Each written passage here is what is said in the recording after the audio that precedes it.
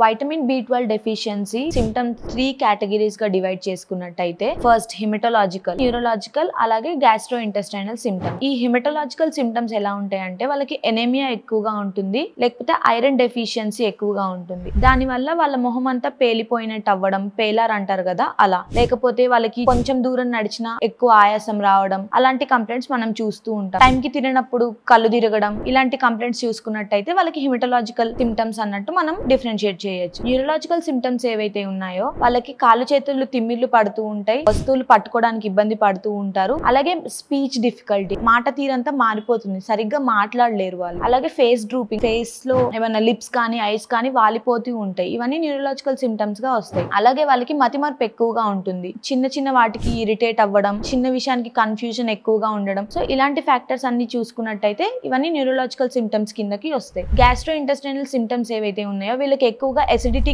Problems ఎక్కువగా ఉంటాయి. అలాగే IBS కానీ, ఆకలి ఎక్కువగా అవ్వకపోవడం, ఫ్రీక్వెంట్ గా స్టూల్ పాస్ అవ్వడం, కాన్స్టిపేషన్ లేకపోతే డయేరియా ఇలాంటివి ఉంటూ ఉంటాయి. ఆ పేషెంట్ నాలిక ఎప్పుడు ఎర్రగా ఉంటుంది, అలాగే వాళ్ళకి ఆకలి ఎక్కువగా అవ్వదు, కొంచెం తిన్నా కూడా ఫ్రీక్వెంట్ గా మోషన్ పాస్ అవ్వడం, లేకపోతే మోషన్ పాస్ చేసే టైంలో ఇబ్బందిగా ఉండడం. సో ఇలాంటి ఫ్యాక్టర్స్ ఏవైతే ఉన్నాయో వాళ్ళకు కూడా వైటమిన్ B12 డెఫిషియన్సీ వచ్చే ఛాన్సెస్ ఎక్కువగా ఉంటుంది.